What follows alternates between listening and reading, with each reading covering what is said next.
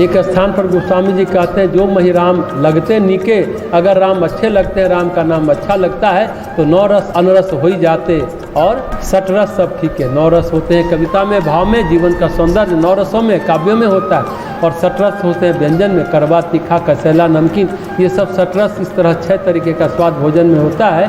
कहते हैं राम नाम अगर अच्छे लगते हैं तो ये रस अच्छे नहीं लगते राम नाम के आगे।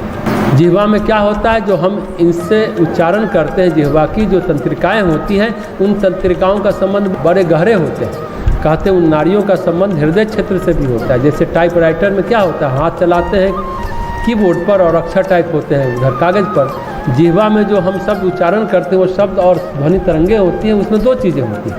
किसी चीज़ का जब हम उच्चारण करते हैं तो उसमें एक होता है भाव, एक होता है शब्द, एक होता है अर्थ, और एक अर्थ में भी गहराई होती है मर्म। कोई शब्द जब हम कहते हैं तो ध्वनि हमारे तंत्रिकाओं को संपादित कर, तंत्रिकाओं को स्पंदित करती है। राम राम कहते हैं, फिर उसके साथ जुड़ा होता है अर्थ। कौन राम?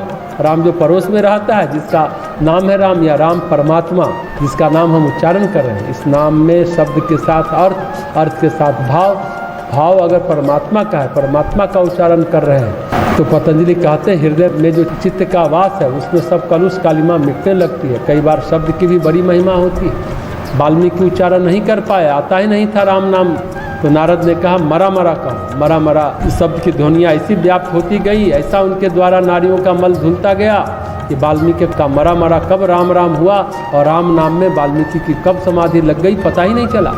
नाम स्मरण भगवान की कथा में बार बार होता है, बार बार तरह तरह से उनके नाम का उच्चारण, उनके नाम का स्मरण, उनके नाम के प्रति भाव उपजते हैं। नाम से जुड़े अर्थ, नाम से जुड़े भाव सभी बार बार हमारी मानसिक चेतना में गूंजते रहते हैं। नाम उच्चारण हो, नाम रटन हो तो मन का मैल धुलता है, नाड़ियों का मैल धुलता है। कथा में बड़ा महत्वपूर्ण तथ्य, बड़ा महत्वपूर्ण सत्य है। नाम होता है नहीं ऐसा लोग कहते हैं, लेकिन आदत न हो तो नहीं होता है। जब मन धुलता है, जब मैल धुलता है तो कीचड़ तो उभरता है ना। हम कहते हैं भगवान का नाम लेना आसान है, नहीं कठिन है, क्योंकि भगवान का नाम, तुलसीदास जी कहते हैं राम नाम मणिदीप धरू। मणिदीपक है, अंधेरे को काटता है, छांटता है। हमारी नाड़ियों में जो मल है उस मल को रगड़ता है, परतें टूटती हैं, बड़ी क्रियाएं प्रतिक्रियाएं होती हैं। तो होम्योपैथ के डॉक्टर जानते हैं कि एक बूंद दवा जीभ पर ले लो, होम्योपैथ की दवा क्या होती है कि तंत्रिका तंत्र के माध्यम से शरीर में जाती है, सीधे प्राण में घुलती है। हम जो दवा खाते हैं वो रक्त संचरण तंत्र जो होता है उसके द्वारा जाती है, पहले पेट में जाती है, पेट में ऑब्जर्व होती है, फिर खून में बहने लगती है दवा।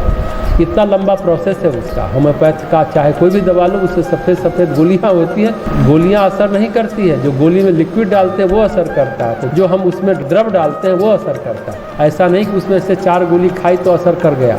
4 गोली जैसे ही जीभ में रखते हैं वैसे ही होम्योपैथ की दवा फैल जाती है। हमारी जीभ बड़ी संवेदी तंत्र है, उसके द्वारा दवा तंत्रिकाओं के माध्यम से फैल जाती है, पूरे प्राण में फैल जाती है।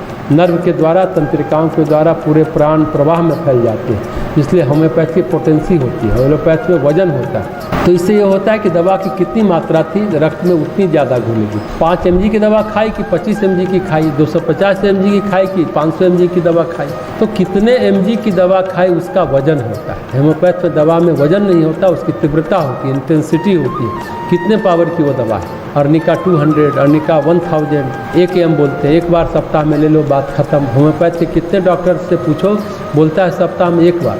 क्यों भाई, 1 बूंद टपकाए, आप सप्ताह में दोबारा फिर कब, अगले सप्ताह 1 बूंद टपकाएंगे जीभ पर। ऐसा होता है। तो राम नाम एक ऐसी दवा है, होम्योपैथी की दवा, प्राणों में घुलती है, तंत्रिकाओं में घुलती है, चित्त की अति सूक्ष्मताओं में घुलती है और मल काटती है, मैल छाटती है, चित्त की परतें तोड़ती है राम नाम।